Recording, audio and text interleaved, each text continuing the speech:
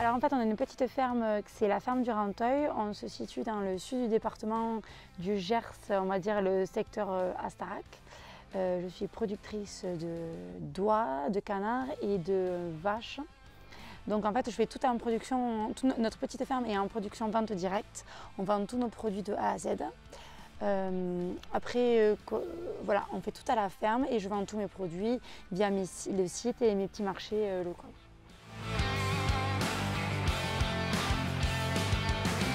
Oui, l'histoire de la ferme, moi j'ai repris l'exploitation de ma maman qui était agricultrice, qui s'est installée, qui avait repris déjà l'exploitation de ses parents. Donc ma maman quand elle s'est installée, il y avait des oies et elle avait des vaches, mais elle avait des vaches laitières, elle faisait du lait. Et après, quelques années après, elle a arrêté l'oie parce que c'était un peu plus, on va dire, la mode du canard. Elle s'était mise au canard. Et moi, du coup, je me suis installée en 2012, du coup, il y a 10 ans cette année. Et j'ai relancé l'oie sur la ferme. Et après, j'ai continué les canards et les vaches. Mais moi, du coup, je suis passée en blonde d'Aquitaine. Après, j'ai plusieurs races blondes d'Aquitaine. J'ai des Aubrac, j'ai des Montbéliardes.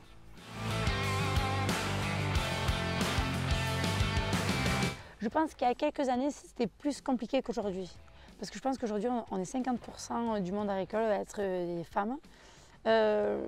Après, moi, je pense pas, parce que du coup, je veux pas dévaloriser les hommes, mais quoi, voilà, on a des atouts, ils ont des atouts, peut-être, mais voilà, je pense que c'est 50-50. Moi, je vois, on veut toujours faire plus et après, sûr, on a moins de force que les hommes, mais après, ça ne fait pas tout la force.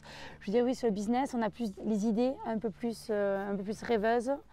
Et du coup, on a plus d'idées et on développe un peu plus les fermes. J'ai repris la ferme de mes parents.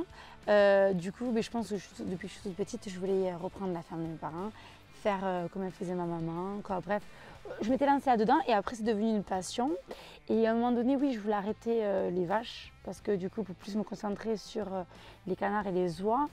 Après, je me suis repris et je me suis arrêtée parce que quand je me suis posée, on va dire, parce qu'en fait, quand j'étais petite, mon rêve, c'était d'avoir, on va dire, 400 vaches, je les amène en estive, quoi, les rêves de petite fille. Voilà. Les rêves à moi, c'était ça. Et voilà, j'ai gardé les vaches, les oies et les canards parce que c'est devenu une passion. J'ai repris la ferme par passion. Voilà. Et que j'essaye de mettre mon grain, mon petit grain à moi pour l'améliorer, pour mettre de la nouveauté tous les jours. Quoi.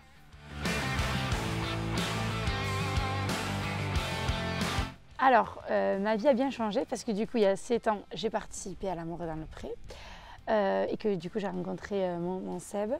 Ce qui a bien changé, c'est qu'en fait, j'avais repris l'exploitation, par exemple, pour rester professionnelle, j'avais repris l'exploitation de mes parents et du coup, je faisais exactement pareil que mes parents. Et quand j'avais mon petit train-train, j'étais pas malheureuse, mais mon petit train-train habituel. Et que du coup, quand j'ai rencontré mon Seb, je me suis plus ouverte vers le monde du coup. Et j'ai vu que j'avais j'avais plus de potentiel. Et alors du coup, on a développé la ferme autrement. Par exemple, être bio, faire de livraison drive, créer un site internet, se bouger au monde quoi. Voilà. Pas attendre que ça vienne à nous quoi. Plus aller vers les gens.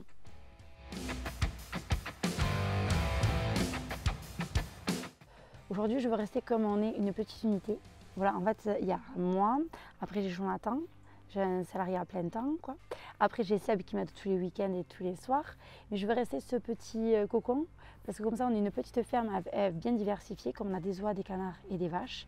On est en auto, quoi, toute l'alimentation vient de la ferme. Notre ferme, du coup, est à moitié bio, les céréales sont bio. Et je veux garder ce petit cocon et garder le petit coin, petite production, mais bien diversifiée. C'est vraiment, voilà. Parce qu'après, c'est sûr, si on avait plus de marché, on pourrait produire plus, mais après, ce ne serait plus nos valeurs, quoi.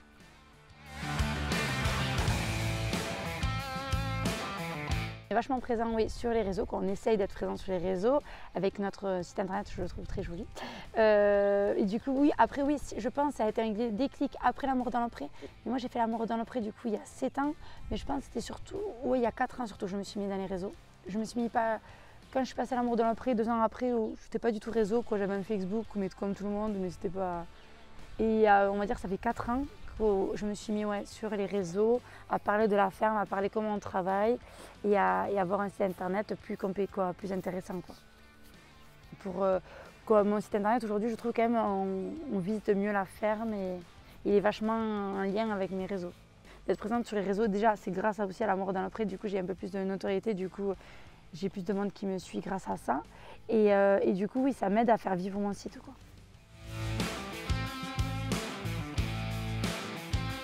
La grippe aviaire, du coup même ça fait plusieurs années.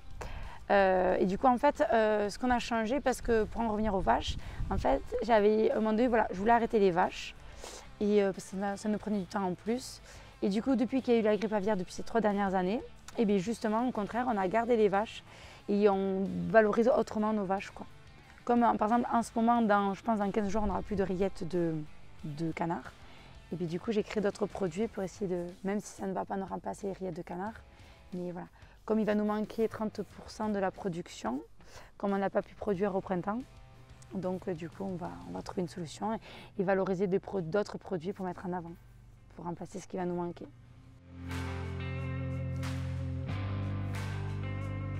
On a plusieurs gammes de produits. Bon, bien sûr, on a les foie gras. Après, on a des plats cuisinés comme de la garbure, de la daube. Après, on a de la blanquette de veau. On a plein de plats à base de veau. On a bien sûr les confits. Et après, j'ai mes petits pâtés. J'ai plein de petits pâtés spéciaux. J'ai du pâté avec des pommes de terre. On a le secret de Claire. Ça, du coup, c'est un petit secret. On a le petit pâté gascon. Ça, c'est une association avec mes copains Pierre et Fred, parce que du coup, je mets de l'armagnac de Pierre et Fred à l'intérieur. En fait, on a, je pense, 38 produits différents qu'on fait tout à la ferme et avec amour.